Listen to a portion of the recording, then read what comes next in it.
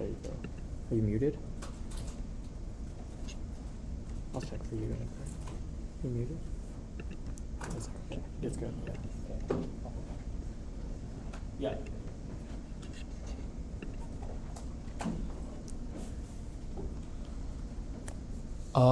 Yeah, so let's just think of today's lecture as both like in history. Do I just start over? Yeah, you just resume. Okay, yeah. So just think of today's lecture as like a historical and like conceptual bridge from like traditional neural networks to models that think across time. Introductions, again, I'm Shriniket Subramanian. You can just call me Shri. And we have Alvin, Karthik, and Siobhan also. So we'll start off with a review of the previous lecture. Last week we pretty much focused on convolutional neural networks, or CNNs. These were pretty much designed for spatial data, especially like images where neighboring pixels have relationships that actually matter. A convolutional filter pretty much slides across the image, recognizing patterns like edges, textures, shapes, corners. As we go deeper through layers, CNNs learn progressively. They pretty much learn the abstract features on and on and on. Early layers simply just capture the edges.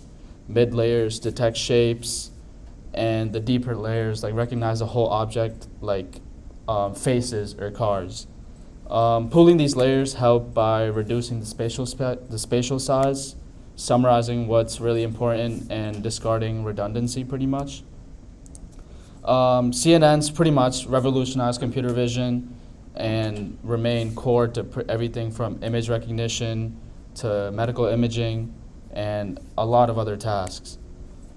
However, there's one thing that the CNNs don't handle well, which is time. They can recognize that a pixel pattern pretty much forms a cat, but they can't understand that a note follows another note in a melody, for example, or that a word depends on the previous word in a sentence. So that's why we need RNNs. RNNs, in reality, much of our data unfolds over time. Sentences, songs, sensor readings, for example, all have order. The feed-forward networks look at each input in isolation, but they don't know that one frame of a video comes after the other, for example, or that one word affects the next. For example, imagine trying to read a paragraph by like scrambling all the sentences first. You'd pretty much lose meaning instantly. And that's what a feed-forward model usually does, and it does it effectively. It sees data as a bag of independent points. But to understand sequences, a model has to remember what came before or to find out what comes after. That's why RNNs were introduced. They add something called recurrence. Recurrence is pretty much just a feedback connection that carries information from the previous steps onto the next one. This, what is called hidden state, acts as a form of short-term memory, giving the networks like more awareness of dependencies. I could ask y'all, is there any process in everyday life where you rely on memory of earlier events to make a decision? Anything in your life? Driving to school. Yeah. Conversations? Yeah, exactly. So it's pretty common that you need to have memory, and those are all good examples of cooking recipes, everything you need something. So pretty much to grasp how different this is from what we already know, let's like revisit something. So the idea of recurrence, what I've mentioned before, recurrence pretty much just means a network feeds some of its previous output or like its internal representation back into itself. So at every step, it considers both the current input and what it remembers from before. So you can pretty much think of this like a conversation. If I say like the concert was so, you'd anticipate the next word based off of what I said before. So you'd be like, the concert was so loud, or concert was like horrible, whatever. Your understanding pretty much rely on the earlier words. And an RNN pretty much does the same thing. but mathematically. It keeps a sort of an internal hidden state that summarizes the past sequences. So the processes happen one step at a time. Each step updates the hidden state, which then influences the next prediction it makes. So that feedback loop creates what's called continuity, allowing the model to capture the dependencies. Just for y'all, just so I know you guys understood it, can anyone describe in simple words what the hidden state might be, or like what it might represent? You are representing like all the words of the sentence. Yeah, that's a good example. Yeah, it's pretty much exactly. So it's pretty much just a memory or like a summary of what's been there so far. So unrolling the RNN. So I mentioned that RNNs sort of are like a loop. When drawn as a loop, the RNN looks very mysterious. You don't really understand. But if we unroll that loop across time, it becomes very clear. It's the same small network, but it's just repeated at each step. So the hidden state I've mentioned before travels forward, carrying memory. Crucially though, the weights are shared. The same parameters apply whether we're at the first or the 15th or the 1000th time step. This consistency pretty much allows the RNN to process sequences of any length you give. Unrolling also helps us imagine how the training works as well. The information flows forward as the sequence sort of progresses, and the errors flow backwards through all the unrolled copies over time. Okay, so now we're going to slow down, look at what's inside an RNN mathematically. So we can start off with the main equation. I'll sort of explain what each of it is. The x of t is, in the first equation, is pretty much the input at the current time step. So let's say we're processing text. That could be like the current word or character it's in. And h of t minus 1, that's the hidden state from the previous time step. So essentially it's like the network's short-term memory or of like what it's seen so far. The W of XH and the W of HH are just weight matrices. They're just sets of trainable numbers that pretty much tell the network how strongly to connect to the current input and the previous memory to the new state. And the B of H is a bias term. Think of it pretty much as like a small offset that kind of helps fine-tune the balance. And finally, the tan H function squashes everything between -1 and 1. So it keeps the value stable, allowing for positive and negative relationships as well. So pretty much the hidden state of h of t, the whole equation, is like an updated summary kind of everything the network has seen so far. It balances what's new with what's remembered. Then we compute the output, and the output is the y of t function.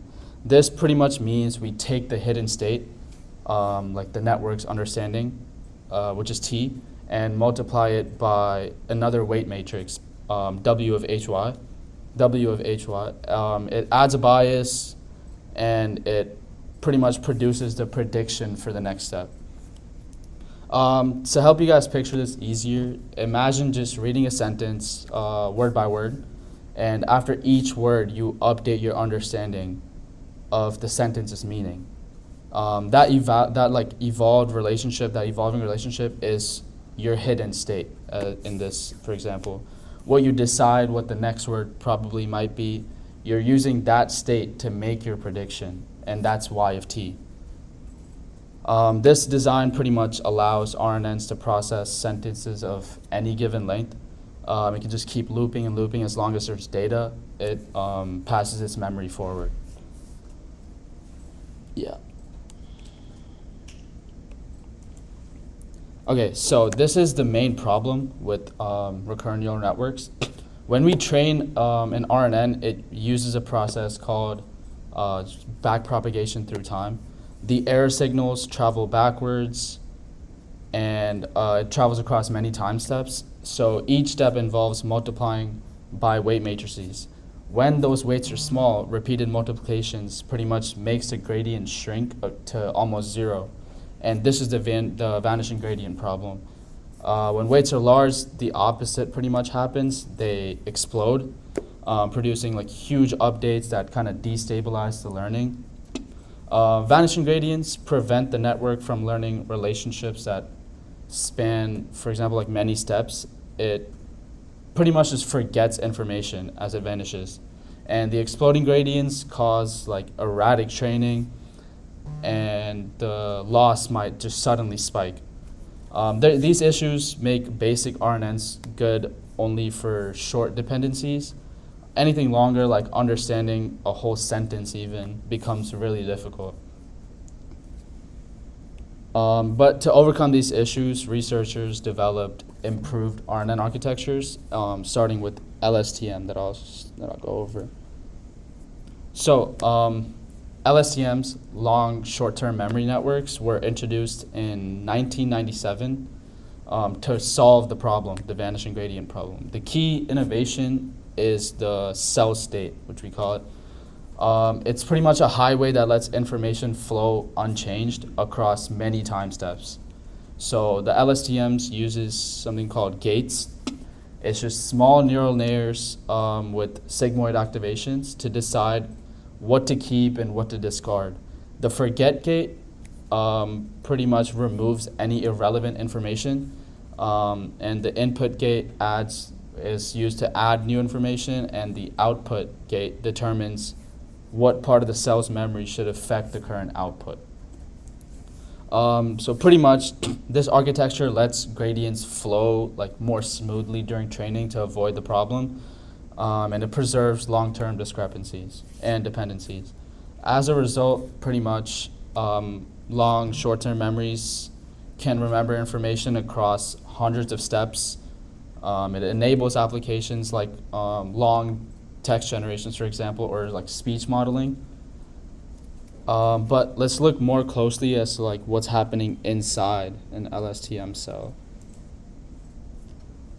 So inside an LSTM cell, I've gone over some of this before. The forget gate receives a previous hidden state and its current output. It runs them through a sigmoid and outputs numbers between 0 and 1, kind of like a soft yes or no. 0 means it forgets completely, and 1 just means it keeps everything. The input gate determines what new information to store. So using another sigmoid and a TNH layer that I've showed before with the equation, it uses it to create candidate values. And the cell state just pretty much updates by combining the old memory weighted by the forget gate and the new candidate information we just got, and it's weighted by the input gate. And finally, the output gate decides how much of that updated memory to reveal as the current hidden state. So that was a lot of information, but together these steps just maintain a controlled memory pipeline. It just keeps what matters and just discards all the noise. This gating mechanism is like pretty much what allows LSTMs to capture context over like long spans of time. So pretty much after the LSTMs became popular, a simplified version came out called the gated recurrent unit, and we'll go over that. So the gated recurrent unit, or just GRU, pretty much simplifies the LSTMs while keeping the same essential idea. It pretty much merges the forget and input gates into a single update gate, and it uses a reset gate as well to control how much of the past to ignore. So it just made the whole process before way easier. So because GRUs have like very few parameters, they train way faster and need less data to generalize. In many experiments, their performance matches the LSTMs very closely, making them pretty much the default for like lightweight sequences or like embedded systems. But conceptually, you can think of GRUs as LSTMs with the same memory power but less baggage. I'd like to ask you guys a question, but in your opinion, like, what do you guys think the trade-off might come with simplifying such a network? You get fewer gates, but faster computation. What do you guys think the trade-off would be? I think maybe not like handle as complicated tasks. Yeah, that's one of the answers. You guys have another one? If we simplified a lot, yeah. Can it not like remember as much Yeah, information from yeah, previous- exactly. It has less control over what to remember versus forgetting. And so now that we understand this, let's see where like RNNs shine, pretty much. The applications of RNNs. RNNs pretty much thrive in any domain where order matters. I've said that before. For example, in like language processing, they can predict the next word or generate entire paragraphs. Like when we ask ChatGPT to like write an essay, that's what it uses. And in speech recognition, they pretty much convert like waveforms into text by analyzing like the sound sequences and a lot of complicated data. And it also is used in music generation as well. They pretty much compose the melodies note by note. And finally, in time series forecasting uses, they pretty much just track temporal trends and like, for like example, if you want to do quant or something along with tracking stocks, this is a perfect way to do it. Sequential recommender systems are also just like predicting the next next song you'll stream for like Spotify, for example. When they give you a new recommendation of a song, it uses sequential recommender systems. And they also like all rely on the same principle, just using previous behavior to forecast future predictions. That's all it does.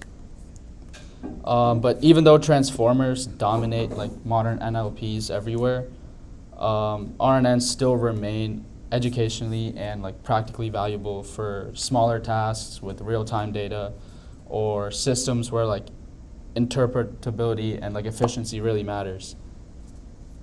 So let's place the RNNs in context by comparing it to other familiar models as well. So CNNs, convolutional neural networks that we looked at last week, specialize in spatial data, like images, for example. But RNNs, our topic today, it specializes in temporal or like sequential data, text and audio. Then came transformers, which pretty much replaced recurrence with attention. It allowed them to process entire sequences in parallel. And parallelization makes transformers way faster to train on extremely large data sets as well. But RNNs still has its strengths. For example, they're more like intuitive, they're more memory efficient, which is really important. And it's naturally suited to streaming input where data like arrives step by step. So understanding RNNs helps us pretty much appreciate how the field has evolved so much. Recurrence pretty much laid the foundation for attention, and attention later just removed the sequential bottleneck. And this was now that we discussed that theory, let's try to do a coding demo. So do you guys all have a laptop or anything you can do it on, or I can just show it on my screen as well? Okay. Show on your screen. You might follow along. Okay.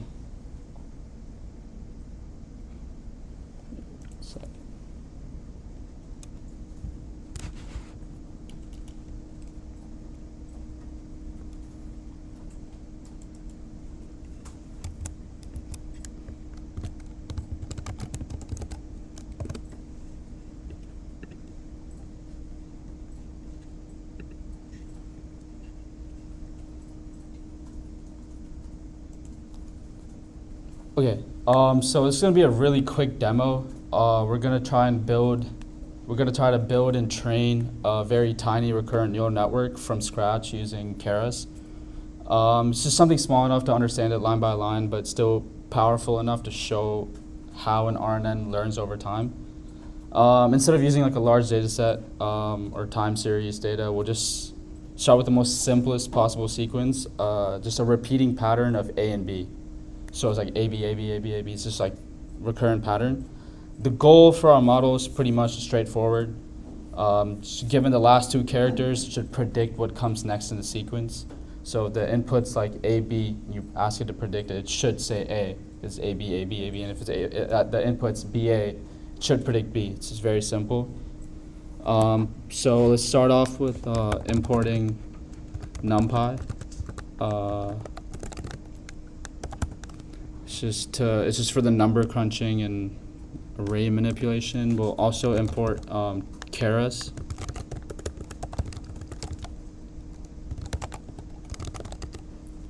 We'll import the sequential model. This just pretty much lets us stack layers in a straight line, which is perfect for like a tiny demo. We'll also import simple RNN. I'll tell you guys what that is.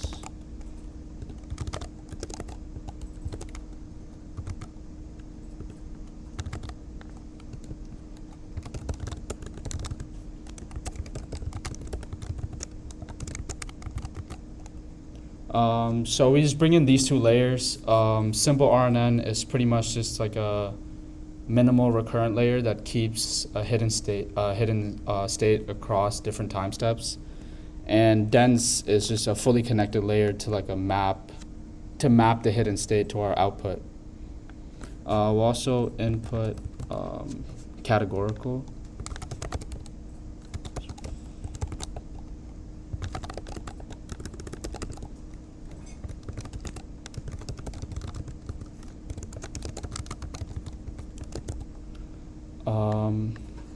And then we'll get started.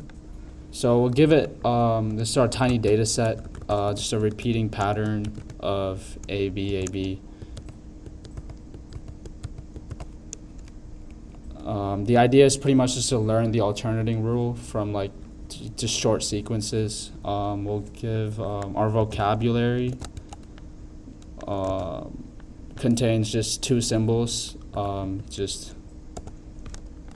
just A and B.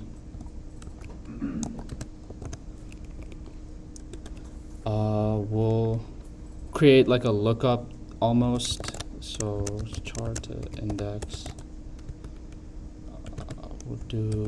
Just create a lookup to convert each character to like an integer index almost. This model works with numbers. We'll do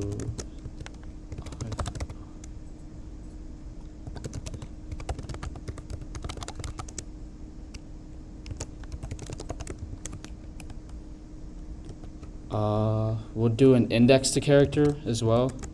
We can also create just a reverse mapping so we can like decode the model's predictions back into like readable characters.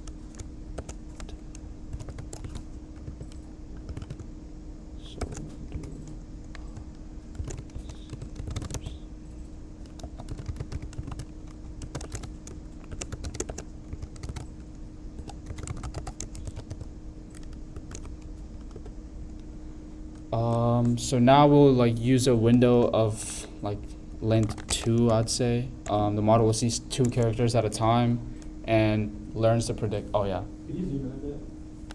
Oh wait, yeah. A little more.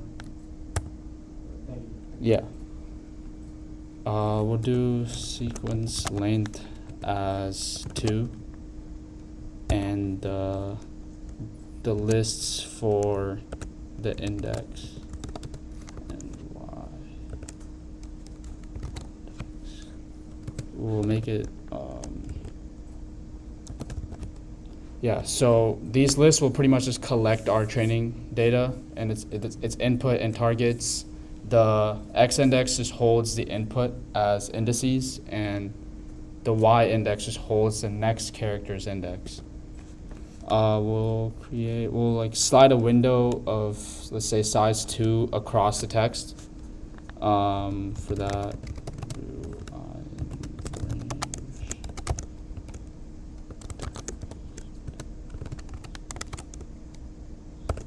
just do it with the sequence length. Okay, so for each window, we pretty much convert the two characters to indices, and then we'll append that pair to X right now. So X index.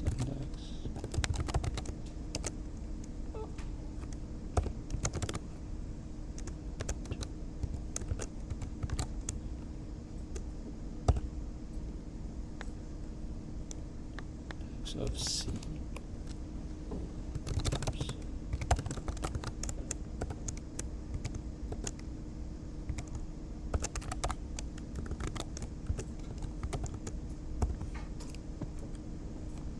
Yeah, and then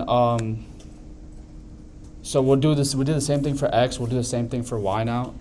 The target is just the character immediately after the window. So we'll just try to convert it to its index and store it in Y now. So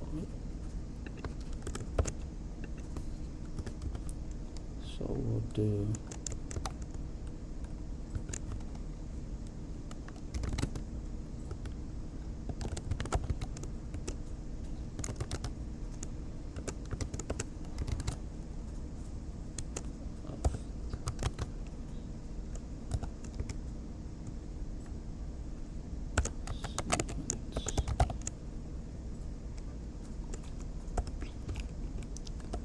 Okay, now finally we just have X equal to categorical. We just one-hot encode the input windows. So the shapes become like the number of samples, the sequence length, and the vocab size.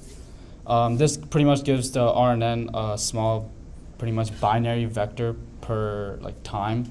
So we'll keep Y as the integer labels to look at the loss later, but.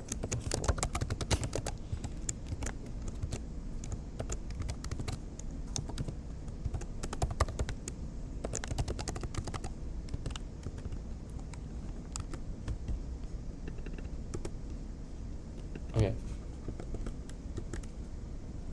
So for the model, we'll be using, we build the model in just a simple stack style. So we'll use a sequential. So in the sequential model, we'll have, let's say, we'll have a simple RNN, which is what we introduced. The first layer is just a simple RNN with 8 hidden units, we'll say.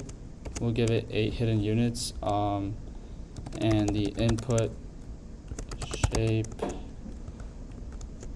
will equal, just the input shape just says each example has like a sequence length of 2, because AB, and each step is a vector of length 2.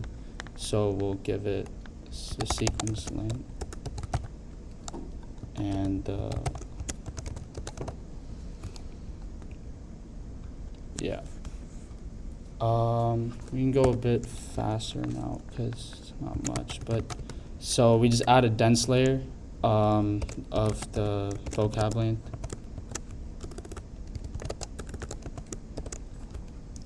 And I'll tell you guys what this is.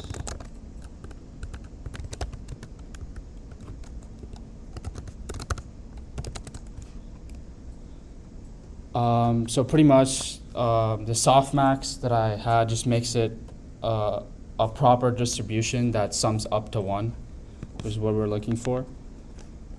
Then yeah, we're done with this. So we'll help the model compile. Compile the model, and we'll use Atom as the optimizer. It's very reliable. And we will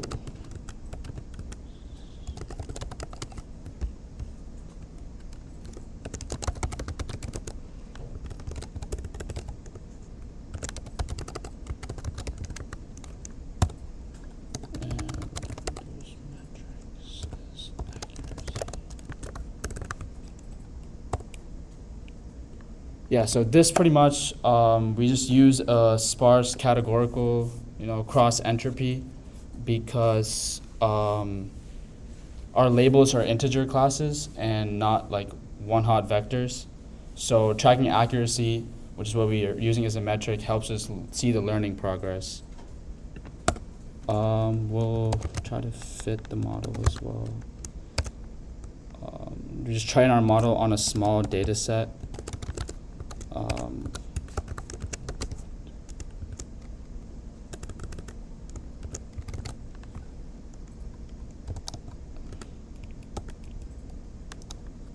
Use y-index and epochs, say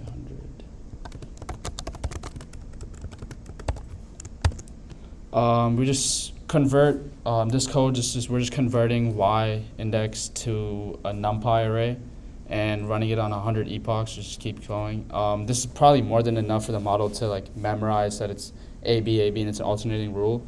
And I use verbose to set it to 0, and it just keeps the output clean for just class viewing. We'll add.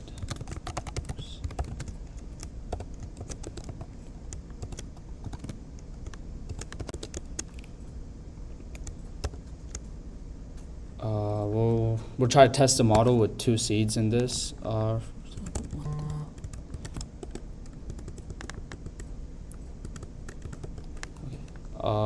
We'll do x is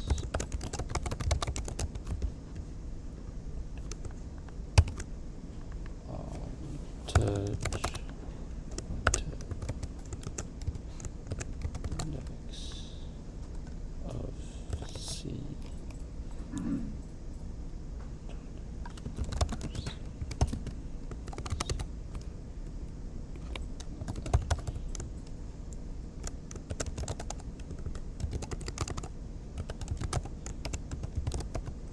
Okay, so this pretty much we're just converting the seed characters to indices. We wrap them in a batch size of 1, which we gave before, and just encode them to match the training format. So the shapes become like 1, 2, 2, and all that. And then we'll look at the predecessor. We'll do we'll predict it as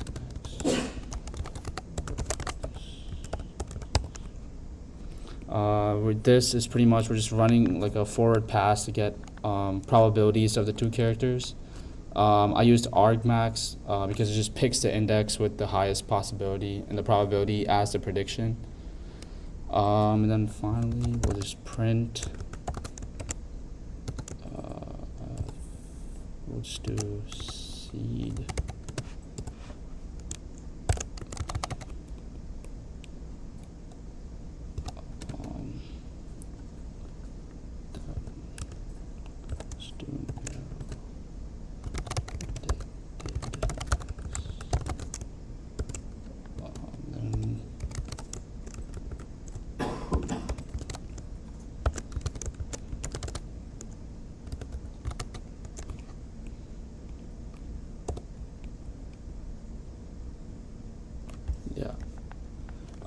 This we're just having a printed, like a readable result. You should see the model hopefully predicts A after like an AB and B after a BA.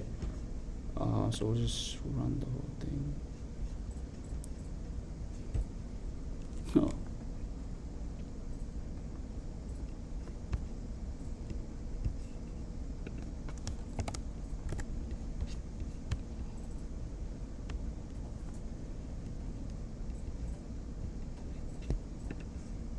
I think after Adam, you need a petition one, and we're redefine the optimizer. Hey, where do you see it? Do you want to come up and help? It says like optimize your Adam, and then you have an open out the close. Oh.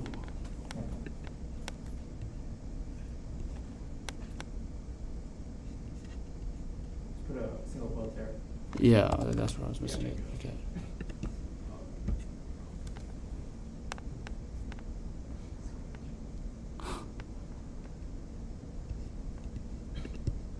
Should work.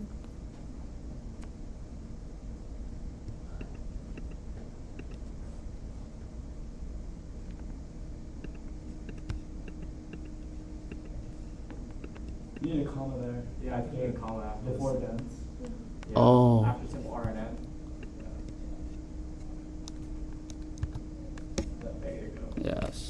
and then your metrics is spelled wrong. Yeah. Wait, where do you see it? Metrics? Yeah. Oh.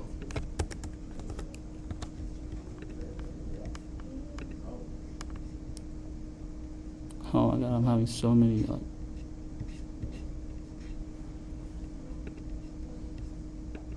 Yeah, you have to. Metrics equals that. Oh yeah, that's what was missing. I don't think IDX0 exists. Oh wait, yeah. Yeah. And yeah, you have to install TensorFlow. I did. I thought I already did, bro. You did? I already did it before for the training, but.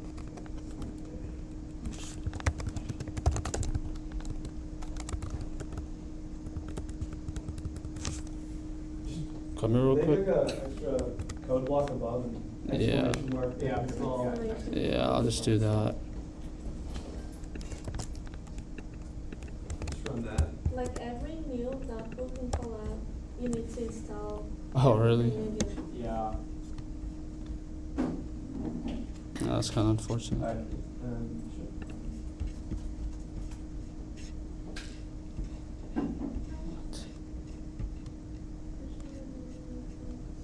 Okay, well, I think we're having some trouble, but I can just go over the. Yeah, I can just go over the. Yeah. So, okay.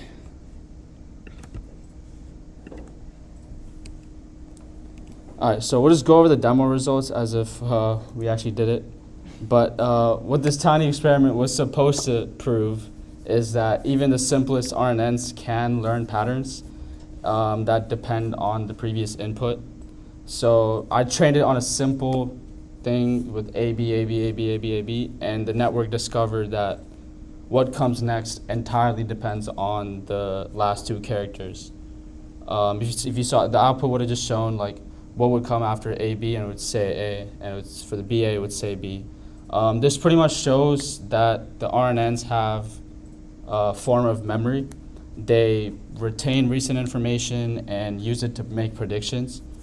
But in more complex tasks like predicting the next word in a sentence even, or the next note in a melody, the same principle still applies. The model still looks at its context, not just isolated data points. And notice though, that this RNN only captures short-term dependencies.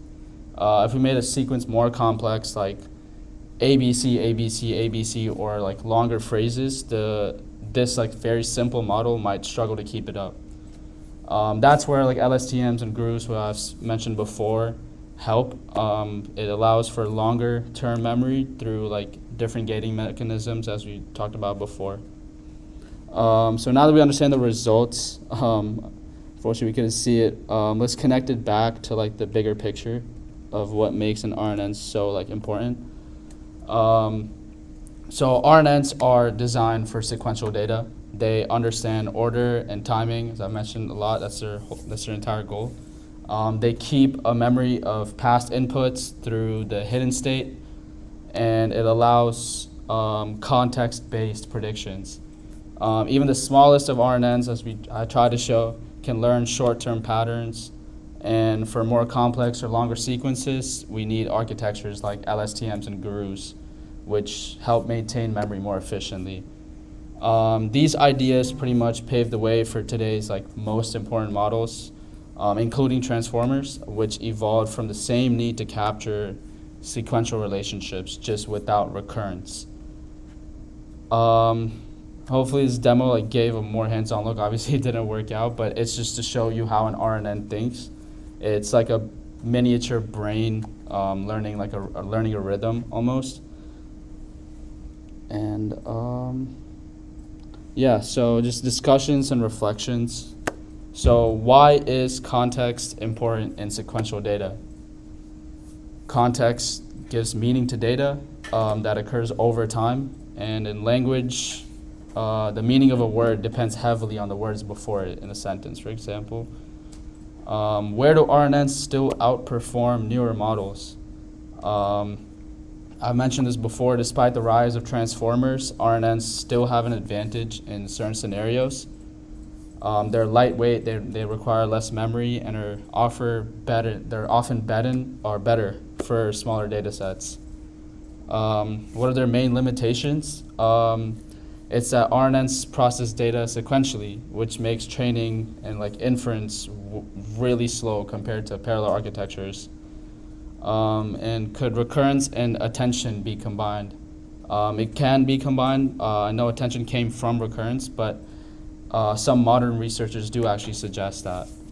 And this question for you guys: how do you guys see that you would use RNNs in your projects, or would you guys? I've used once to make like referee gesture recognition.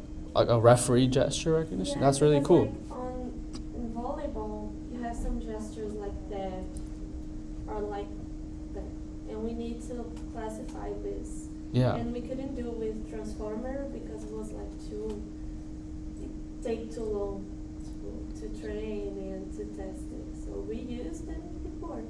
It worked? Yeah, that's a great reason. That's a great example of the usage of recurrent neural networks. And finally, I'll try to tell you guys some of more resources you can use to learn more about the topic. These are definitely all resources that you could use to help you guys know more. And let's wrap it up with just a brief summary of everything we learned.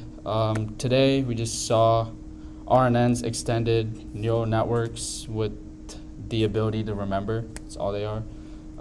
From simple loops to LSTMs and GRUs, these architectures pretty much unlocked the door for natural language understanding and beyond. So all the speech recognition things came from this. Obviously, the newer models have surpassed them in scale, but the concept of recurrence and the memory still remain a core focus of AI.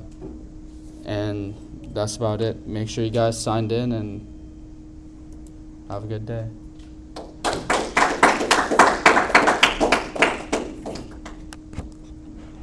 All right. Any questions? Any final remarks? In the demo, what were the second, third, and fourth line? What were you importing? Because I know like you're importing NumPy first line. Yeah, let me.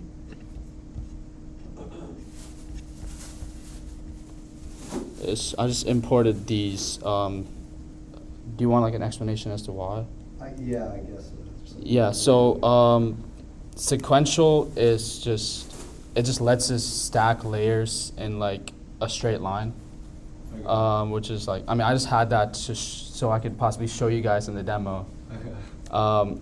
But simple RNN and dense is just like, simple RNN is just like a very minimal recurrent layer, like a very small recurrent layer, and it keeps the hidden state across time. It's easy for like smaller examples like this. And like dense is just like a connected layer to like the map of the hidden layers almost. Okay. Oh, the hidden state. Okay. That makes sense. And like two categorical, the last one is just like it's just to help encode the characters. That's pretty much it. Gotcha. That's all I like, imported. Thank you. Why did you use TensorFlow instead of PyTorch? It's just like You can. yeah, you can use either. It's just like a personal thing.